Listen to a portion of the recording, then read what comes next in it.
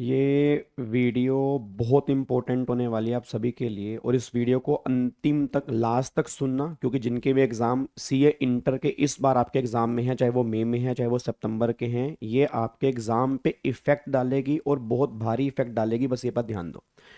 अब बहुत सारे सीए के बच्चे ना, मतलब बार बार ये पूछते थे कि सर इंस्टीट्यूट ने नेगेटिव मार्किंग कर दी डिस्क्रिप्टिव पेपर के अंदर। मतलब आज तक हमने एमसीक्यूज में नेगेटिव मार्किंग तो सुना था, सब्जेक्टिव पेपर के अंदर नेगेटिव मार्किंग आज तक हमने सुना ही नहीं था, और वो इंस्टीट्यूट ने कर दी। अब ये बात कैसे स्टार्ट हुई और कहाँ से ये बात आई, इस पे आईसीएआई ने क्या रिप्लाई फाइनली दिया। इवन आईसीएआई की ऑफिशियल वेबसाइट पे कोई रिप्लाई नहीं आया, बट जो बोर्ड ऑफ स्टडी के मेंबर हैं, या मैं यूँ कहूँ काउंसिल के मेंबर हैं, उन्होंने ट्विटर पर एक रिप्लाई डाला। तो अगर अच्छा होता तो आईसीएआई के ऑफिशियल वेबसाइट पे कोई रिप्लाई आता, तो उनका रिप्लाई आया। उसके बाद फिर एक बहुत बड़े टीचर ने उनको रिवर्स रिप्लाई किया, और मेरी क्या इसके अंदर स्टैंड है या मेरे क्या ओपिनियन है वो बातें मैं आपको बताऊंगा। तो इसलिए ये वीडियो आपके एग्जाम के लिए बहुत इंपॉर्टेंट होने वाली है। बट मैं फिर बोलूंगा, आपको अपने एग्जाम की तैयारी पूरी जोरों शोरों पे करनी है। आपको इसके चक्कर में ये नहीं कि हाय सर अब हमारा क्या होगा, आईसीआई जान के फेल करे, ऐसा नहीं। हमें अपना बेस्ट देना है सर, हमें अपने कर्म करने हैं, हम अपने कर्म से पीछे नहीं हटेंगे, बात खत्म, ठीक है ना। तो ऐसा नहीं है कि हर पेपर में नेगेटिव मार्किंग हुई है। अब वो एक दो मार्कशीट इंस्टाग्राम और सोशल मीडिया के ऊपर इतनी तेजी से फैल चुकी है ना, तो वो सारे के सारे बच्चों के पास मार्कशीट आ गई, तो उनको लग रहा है क्या पता ये हमारी मार्कशीट हो जाती तो, या जिस बच्चे का 2 नंबर से रहा 1 नंबर से रहा, क्या पता इस वजह से तो नहीं रहा, उसकी क्या गलती थी। तो इस तरह से बच्चों में ना पैनिक बहुत क्रिएट हो रहा है कि हमें करना क्या है। तो पहली बात तो अपने कुछ नहीं करना, अपने अपनी तैयारी पे ध्यान लगाना है। मैं सिर्फ बता रहा हूँ, डे बाय डे बीतता जा रहा है सर। आईसीएआई ने जो नोटिफिकेशन निकालनी है, जो करने हैं, उनकी ऑफिशियल कुछ डिस्कस कर रहे होंगे, बट उस चक्कर में ऐसा ना हो कि तुम्हारे एग्जाम खराब हो जाए। क्योंकि जो बच्चे सोशल मीडिया पे नहीं है, उनको इस बात का नहीं पता, वो आराम से पढ़ रहे हैं। बट जो सोशल मीडिया पे हैं, उनके अंदर पैनिक क्रिएट हो गया, उनकी पढ़ाई डिस्टर्ब हो रही है। तो सिंपल सी बात, आप ध्यान से सुनना। अब ये बात आई कहाँ से सर, ये बात यहाँ से आई कि मार्केट में एक कॉपी, अभिषेक जी की कॉपी है, सीए फाइनल की आई थिंक ये कॉपी है। तो सीए फाइनल में उन्होंने कॉपी जब ट्विटर के ऊपर डाली, तो यहाँ पे ना -0.5 यहाँ पे देखने को मिला, जो पहली बार डिस्क्रिप्टिव पेपर के अंदर देखने को मिला। तो यहाँ से आया, मतलब उन्होंने क्वेश्चन पूछा आईसीआई से कि क्या ये नेगेटिव मार्किंग है, मतलब सब्जेक्टिव के अंदर नेगेटिव मार्किंग है। क्योंकि चलो एमसीक्यूज के अंदर तो हमने सुना हुआ है कि नेगेटिव मार्किंग हो सकती है, वहां पे नेगेटिव, इवन सीए के एग्जाम में एमसीक्यूज में भी नेगेटिव मार्किंग इंटर में नहीं है। बट जब ये पेपर सामने आया तो यहाँ पर -5 दे रखे हैं। और कई मार्कशीट फिर ऐसे वायरल हो रही हैं ट्विटर के ऊपर कि जहां पर ग्रीन से टिक कर रखा है, उस क्वेश्चन के कोई नंबर नहीं दे रखे। तो बच्चों के दिमाग में डाउट आया कि क्या ये नेगेटिव मार्किंग है। अब टैग किया होगा इस बच्चे ने, इंस्टीट्यूट को टैग किया होगा, तो इंस्टीट्यूट के एक ऑफिशियल ने रिप्लाई किया, मिस्टर रोहित जी ने, जो चार्टर्ड अकाउंटेंट है, उन्होंने रिप्लाई किया। अब इसमें कुछ बातें ध्यान देने वाली है, जो बातें उन्होंने बोली हैं। फिर मैं बताऊंगा मेरा स्टैंड क्या है, मेरा ओपिनियन क्या है। और बहुत बड़े टीचर, मतलब मैंने भी उनसे क्लासेस की है, that is respected Praveen Sharma sir ने भी इसके ऊपर रिप्लाई किया, तो उनका रिप्लाई क्या है वो भी आपको दिखाऊंगा कि उन्होंने क्या रिप्लाई बोला। अब ये कह रहे हैं जी, मतलब वो अब ये उस बच्चे को नहीं, वो पूरे के पूरे स्टूडेंट कम्युनिटी को मतलब बताना चाह रहे हैं। वो कह रहे हैं I I has to come I it has to come notice that few students have been penalty negative marking of 0.5 marks in their answer sheet. I have asked the department of said matter. It is as per the guidelines for examiner. अब पहली बात तो ये पता ही नहीं कौन सी guidelines है, क्योंकि ये अगर हमारे सामने स्टूडेंट के सामने आ जाती तो अच्छी बात होता ना, पता लग जाता, फिर हम उसके अकॉर्डिंग काम करते। अब जिस गाइडलाइंस के बारे में हमें पता ही नहीं है, या जो एग्जामिनर के पास है वो हमें ही नहीं पता कि वो क्या गाइडलाइंस हैं, तो स्टूडेंट उस बात को टेक केयर कैसे करेगा भाई। या तो हमें पता हो कि हाँ भाई इस तरह से हमें प्रेजेंटेशन देनी है, ये गाइडलाइंस है, इसके बेस पे हम आंसर करके आएंगे। क्योंकि जब बच्चा इतना कुछ पढ़ रहा है तो ऑब्वियस सी बात है गाइडलाइंस भी पढ़ के उसके बेस पे आंसर दे आएगा। हमने क्यों रिस्क लेना है, हमने तो पास होना है, हमने तो सीए बनना है, या सीएस वाले बच्चों ने सीए बनना है, सीएमए बन, भाई हम क्यों रिस्क लेंगे जी। फिर वो कह रहे हैं for instance a student has answered an accounts question, accounts की बात हो रही है क्योंकि पेपर अकाउंट्स का था, where value are calculated properly, मतलब वैल्यू सही है, but the format and presentation is not as per accounting standard. कह रहे वैल्यू आपने सही निकाली है, बट प्रेजेंटेशन आपने सही नहीं की। तो इंस्टीट्यूट कहते रही हमारे पास गाइडलाइंस है, एग्जामिनर के पास है कि उसके नंबर काट सकते हो, नेगेटिव में कर सकते हो। अब पहली बात हमें पता ही नहीं भाई, ये बात तो बताओ ना, प्रेजेंटेशन के कितने मार्क्स होते हैं, लिखने के कितने मार्क्स होते हैं, और प्रेजेंटेशन तो वेरी करती हैं। आपको मैंने इवन टेक्स्ट के पेपर में कई बार कहा कि प्रेजेंटेशन अलग अलग हो सकती हैं, मेरे टेक्स्ट में तो प्रेजेंटेशन का कोई फिक्स फॉर्मेट नहीं है। और मुझे लग रहा है अकाउंट्स के अंदर भी जो अकाउंटिंग स्टैंडर्ड है, अकाउंटिंग स्टैंडर्ड के अंदर भी आई थिंक कोई फिक्स फॉर्मेट नहीं है। भाई हाँ भाई यही फिक्स फॉर्मेट है, या अगर कोई फिक्स फॉर्मेट है, क्योंकि जो सीए वाले बच्चे तैयारी कर रहे हैं वो किसको बेस बना के कर रहे हैं, आरटीपी को, एमटीपी को, सजेस्टेड आंसर को, जो उसके अंदर फॉर्मेट है वो वही फॉलो कर रहे हैं। भाई सिंपल सी बात है, वो तो वही फॉर्मेट फॉलो करने की कोशिश करते हैं। और एज पर अकाउंटिंग स्टैंडर्ड क्या फिक्स फॉर्मेट है, मतलब मुझे नहीं पता अकाउंट्स का क्या फिक्स फॉर्मेट है, बट मेरे according as per accounting standard कोई फिक्स फॉर्मेट नहीं है। टैक्स में तो नहीं होता कि हाँ भाई यही प्रेजेंटेशन आपको फॉलो करनी है। प्रेजेंटेशन में very neat and clean presentation होनी चाहिए कि सामने वाले को समझ में आना चाहिए आपने क्या किया। बट उन्होंने बोला जी आपने अगर सही लिखा है बट प्रेजेंटेशन ने की तो उसके मार्क्स कट सकते हैं। और ऑब्वियस बात है प्रेजेंटेशन मैटर तो करती है, वो तो आपको मैंने क्लास में भी कई बार का, प्रेजेंटेशन जरूरी है। अगर आप खाली फिगर लिख के आओगे तो बिल्कुल गलत है। टेबल कम से कम बनी हो, टी फॉर्म प्रेजेंटेशन, मतलब जो टी फॉर्म की टेबल है उसके अंदर प्रेजेंटेशन बनी हो, प्रॉपर लाइनिंग वाइनिंग की हो, वो बात इनकी बिल्कुल सही है। प्रेजेंटेशन के मार्क्स कटते हैं, बट प्रेजेंटेशन का फिक्स फॉर्मेट वो नहीं पता बच्चों को। अगर वो बच्चों को पता होता तो वैसे करके आते जी। फिर similarly if student are quoting wrong standard and format तो उसके भी नंबर करते हैं, बिल्कुल सही बात है। ये तो हमने भी क्लास के अंदर बोला, सेक्शन गलत लिखोगे बेटर है ना लिखना गलत लिखने से। अगर आपने कोई स्टैंडर्ड गलत लिखा, सेक्शन गलत लिखा, केस लो का नाम गलत लिख दिया, नंबर कटेंगे, बिल्कुल एग्री वाली बात है, नंबर कटेंगे, ठीक है जी।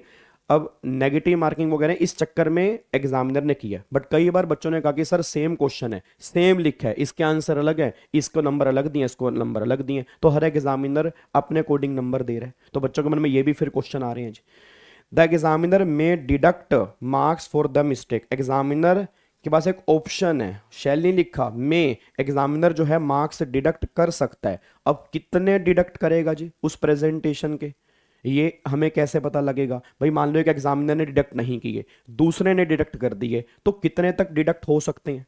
अगर यही बच्चों को पहले पता हो तो बच्चा अकॉर्डिंगली काम करेगा ना सर। प्रेजेंटेशन के नंबर होते हैं, ये बात पता है, ये बात तो हम सबको पता है, बच्चों को भी पता है, हम बच्चों को क्लास के अंदर भी बोलते हैं। वर्किंग नोट्स के नंबर होते हैं, ये भी हम बोलते हैं, वर्किंग नोट्स बहुत इंपॉर्टेंट होते हैं। एजम्पशंस लिखनी जरूरी है तो उसके नंबर होते हैं, बट किसके कितने मार्क्स हैं, कितने कट सकते हैं, चलो किसके कितने मार्क्स हैं वो ठीक है, अगर नहीं लिखा तो कितने मार्क्स कट सकते हैं, ये क्लैरिटी तो दिमाग में चाहिए ना, कि अगर नहीं लिख पाए तो कितने मार्क्स कटेंगे। भाई 0.5 कटेगा, 1 कटेगा, 2 कटेंगे, 3 कटेंगे, कितने मार्क्स वो काट सकते हैं। उसके बाद the practice is to help वगैरह, इसलिए नेगेटिव मार्किंग हम करते हैं कि बच्चा, मतलब प्रैक्टिस टू हेल्प, ये बच्चों की हेल्प के लिए है, ताकि वो प्रॉपर फॉर्मेट प्रेजेंटेशन के अंदर क्वेश्चन का आंसर लिख के आए, ये आपके फायदे के लिए है, बिल्कुल सही बात है। और बच्चा इस चक्कर में प्रेजेंटेशन से करके भी आता है, बट अगेन वही बात, किसके कितने मार्क्स कटेंगे। अब इस पे तो इन्होंने वही बोला, इफ एनी स्टूडेंट फील, अगर किसी को लगता है उसके मार्क्स कटे हैं तो आप यहाँ पे मेल करो, रिवैल्यूएशन होगा, अकॉर्डिंगली आपके मार्क्स बढ़ जाएंगे। अब इस पे रिप्लाई इन्होंने यहाँ पे किया, रिप्लाई जो किया प्रवीण शर्मा सर ने रिप्लाई किया ट्विटर के ऊपर ही, this clarification only expose a deeper problem, student are being evaluated based on undisclose, मतलब जो चीज स्टूडेंट को डिस्क्लोज ही नहीं की गई, तो अनडिस्क्लोज बेस पे आप मार्क्स काट रहे हो। एग्जामिनर गाइडलाइंस जो पता ही नहीं हमें कौन सी है, they are never share publicly, वो कभी पब्लिकली शेयर की नहीं गई। यू एक्सपेक्ट स्टूडेंट, आप स्टूडेंट से एक्सपेक्ट करते हैं, मतलब ये उन ऑफिशियल को बोल रहे हैं, to follow criteria they never inform out, मतलब जो चीज इन्फॉर्म ही नहीं की गई आप उसको कह रहे हैं कि आप फॉलो करो, वो चीज है क्या, मतलब वो गाइडलाइंस क्या है कि क्या क्या चीजें हैं, किसके कितने मार्क्स है, मार्किंग स्कीम क्या है, वो बच्चों को पता ही नहीं है। तो वो कैसे बच्चा फॉलो करेगा और कितनी फॉलो करेगा। बच्चा तो अपना बेस्ट दे के आएगा, और देना भी चाहिए, प्रेजेंटेशन करनी चाहिए, एजम्पशंस लिखनी चाहिए, वर्किंग नोट लिखने चाहिए, बट ना लिखने पर क्या होगा। And then justify marks deduction in the name of format and presentation. Interestingly none of AS or Ind AS as specify any format, then why such deduction. मतलब ये बात उन्होंने भी लिखी है कि जब इंड एएस में कोई फॉर्मेट ही नहीं है, कोई ऐसा कोई फिक्स फॉर्मेट नहीं है, तो फिर डिडक्शन क्यों हुई है।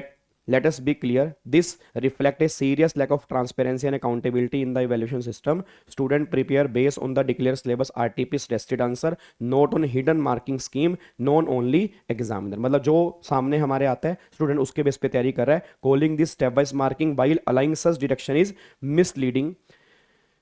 ठीक है जी। उसके बाद फिर उन्होंने बोला यहाँ पर, calling the step wise marking by allowing such deduction is misleading as marks are effectively reduce without prior disclosure, this create scope of subjective interpretation where different examiner may apply different standard to similar answer. वही बात मैंने आपको बताई थी कि अलग अलग answer के अलग अलग कई बार मार्क्स मिले होते हैं। अब एग्जामिनर की मर्जी है कितने मार्क्स काटने कितने नहीं काटने, या अगर उनके पास ऐसी कोई गाइडलाइंस है तो वो गाइडलाइंस हम स्टूडेंट को कैसे पता होंगी कितने मार्क्स कट सकते हैं जी।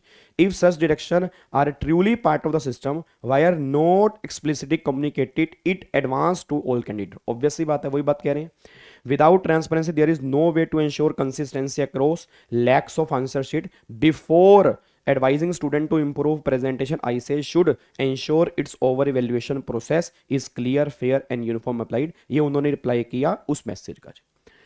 अब मेरा स्टैंड क्या कहता है सर, मेरा स्टैंड ये कहता है, देखो पहली बात तो हमें कमेंट बॉक्स में आईसीआई को बुरा नहीं बोलना चाहिए, ठीक है री, आईसीआई को बुरा नहीं बोलना, भला है बुरा है जैसा भी है, मेरा पति मेरा देवता है। हर प्रोफेशन की, मैंने आपको पहले ही बोला, हमें अपने प्रोफेशन की रिस्पेक्ट करनी है। आईसीआई की कुछ मिस्टेक्स हो सकती हैं, कुछ स्टूडेंट्स की मिस्टेक्स हो सकती हैं, ऑब्वियस सी बात है, कुछ आईसीआई की मिस्टेक्स हो सकती हैं।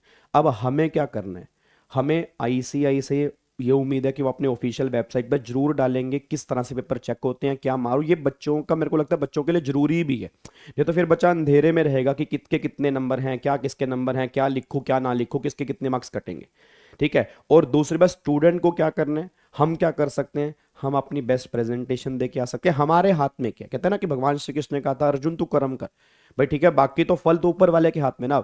अब हो सकता है हमारी मतलब किस्मत का भी कई बार फैक्टर बन जाता है, किस्मत का भी कई बार फैक्टर बन जाता है, बट हमारे हाथ में हमारे बेस्ट कर्म है। तो हमें अपनी प्रेजेंटेशन जितना हो सकता है बेस्ट देके आनी है। Table form presentation, working notes बनाने बहुत जरूरी हैं, एजम्पशंस लिखनी बहुत जरूरी हैं, नीट एंड क्लीन पेपर होना चाहिए, कम से कम कटिंग होनी चाहिए, ठीक है ना। बाकी आईसीआई होपफुली बहुत जल्दी, क्योंकि जब इतनी चीज़ें सोशल मीडिया के ऊपर आती हैं, आज तुम सब जानते हो सोशल मीडिया की पावर क्या है, तो होपफुली आईसीआई इसको बहुत जल्दी क्लैरिफाई भी करेगा। क्योंकि जब ये इतनी सारी जगह शेयर हो जाती हैं, इतने लोग ऑफिशियल्स को टैग करते हैं, तो उनका रिप्लाई आना भी बनता है। अभी तो रोहित जी का रिप्लाई है, हो सकता है आई से अपनी वेबसाइट पे कोई ऑफिशियल रिप्लाई डाले कि हाँ ये इसका रिप्लाई है, ये हमारी गाइडलाइंस है, इस बेस के ऊपर पेपर चेक होते हैं, ये बच्चों को अटेम्प्ट करना चाहिए, इस तरह से अटेम्प्ट करना चाहिए। हम इसकी पॉजिटिव तरीके से सोच सकते हैं। मैं फिर कह रहा हूँ नेगेटिव सोचने को बहुत कुछ है, कमेंट भर भर के कर सकते हो, बट उससे होगा कुछ नहीं, ठीक है ना। उसमें हम यहाँ पर ऑब्वियस बात है कमेंट करेंगे, फिर हम पढ़ने के लिए बैठेंगे, पढ़ाई में काम नहीं लगेगा।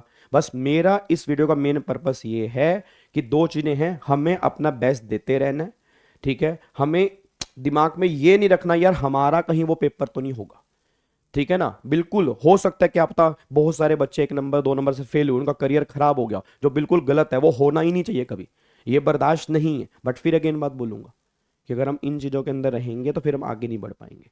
बात समझ में आ रही है ना। तो आईसीआई से हाथ जोड़ के निवेदन है कि ये चीज़ें थोड़ी सी जहाँ पर भी मिस्टेक हुई आप क्लैरिफाई करो, या गाइडलाइंस बच्चों को बताओ क्या करना है, ताकि बच्चे उसको करें, उसको रिप्लाई करें, ठीक है जी। Thank you so much. तो ये नेगेटिव मार्किंग ऐसा कोई इंस्टीट्यूट की तरफ से कोई ऑफिशियल नोटिफिकेशन नहीं है कि नेगेटिव मार्किंग होती है, बट जब पेपर सामने आया तो उसके बेस पे उन्होंने क्लैरिफाई किया, जो मेरे को नहीं लगता पता नहीं क्या क्लैरिफिकेशन, जो मतलब वही बात आ गई ना कि जो चीज़ें डिस्क्लोज ही नहीं है, अनडिस्क्लोज के बेस पे बच्चा क्या करेगा। तो या तो वो चीज़ें डिस्क्लोज हो ताकि बच्चा अगले अटेम्प्ट के अंदर ये गलती करे, अगले अगले अटेम्प्ट के अंदर गलती ना करे, ठीक है जी।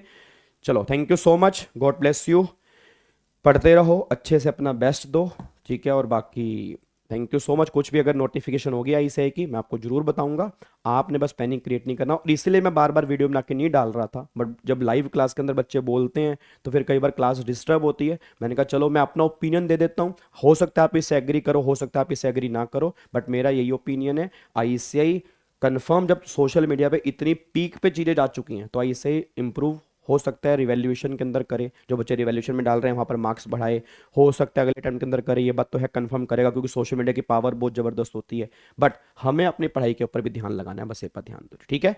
चलो thank you so much, God bless you, love you all, bye bye.